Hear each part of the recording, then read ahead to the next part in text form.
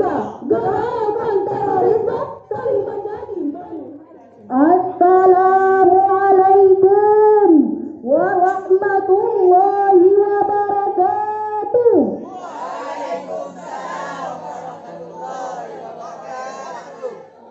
Alhamdulillahilladzi wada'a haqqal fuqara'i fi malil aghniya. Wassalatu wassalamu ala sayyidina Muhammadin khairil umara wa ala alihi wa ashabihi a'immatil awliya'i syuhada. Amma ba'd. Dewan Hakim yang arif dan bijaksana, hadirin yang kami muliakan. Merah putih indah berkibar melambangkan perjuangan bangsa. Hadirin semua, apa kabar? Apakah sehat semuanya? Alhamdulillah. Hadirin yang berbahagia, Napoleon Hill dalam bukunya Megatrend 2000 menjelaskan bahwa abad 21 merupakan abad perkembangan umat beragama. Dapat kita saksikan bahwa lembaga-lembaga pendidikan semakin makmur, masjid-masjid semakin menjamur, pengajian dan pengkajian tidak lagi sebatas forum dan podium, melainkan sudah merambah ke media cetak dan media elektronika. Hal itu patut untuk kita syukuri dan mengucap alhamdulillah.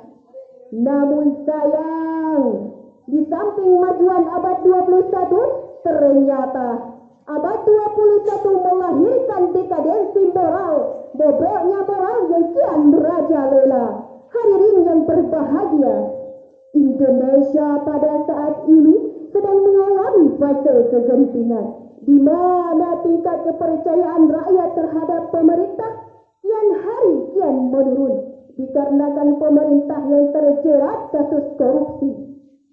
Sehingga bagaimana mungkin reformasi teraplikasi sedang pemimpin mengalami dekadensi.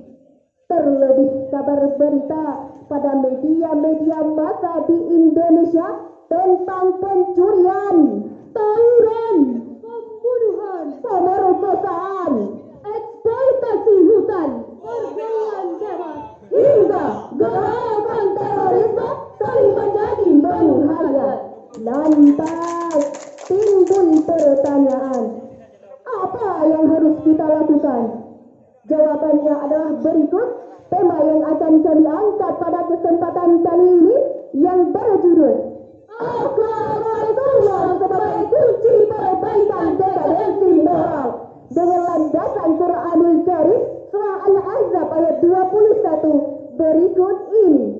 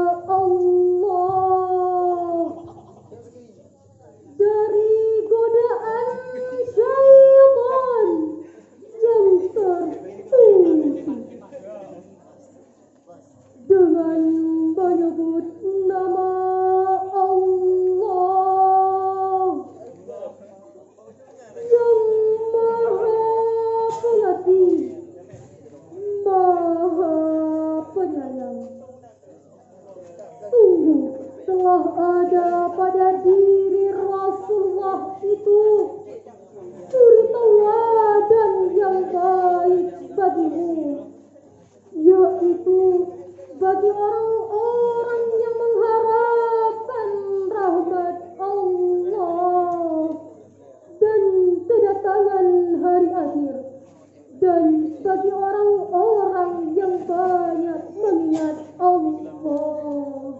Hadirin yang berbahagia, Rasulullah merupakan figur yang luhur serta contoh yang patut diikuti dengan sepenuh hati. Sehingga Abu A'la Al-Maududi dalam bukunya The Path of Islam mengatakan, he is only one example. Rasul merupakan yaitu sifat kemuliaan yang Rasul merupakan satu contoh yang paling lengkap. Dalam dirinya terdapat kebesaran dan kemuliaan sifat manusia. Lantas bagaimana akhlak bangsa kita, terutama pemimpin kita saat ini? Jawabannya adalah masih banyak pejabat yang bejat yang berani melipat uang rakyat. Masih banyak aparat yang bergulat di kawasan korupsi yang pekat. Hadirin yang berbahagia, di tengah kegentingan negara kita ini, di tengah maraknya dekadensi di semua aspek kehidupan, Allah Subhanahu wa taala berfirman dalam surah Al-A'raf ayat 96 yang akan dilantunkan oleh qari'ah dari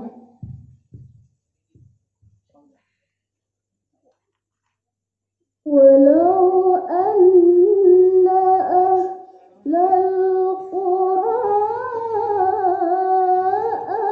amanu wattaqaw lafatahna alaihim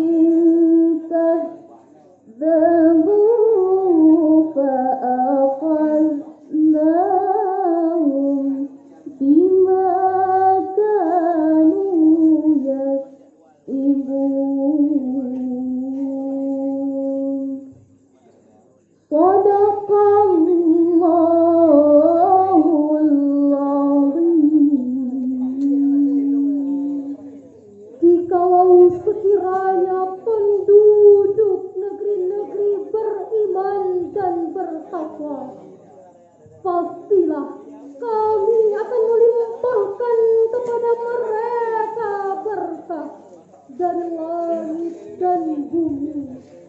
Tetapi mereka mendustakan ayat-ayat kami itu, maka kami siksa mereka disebabkan perbuatannya.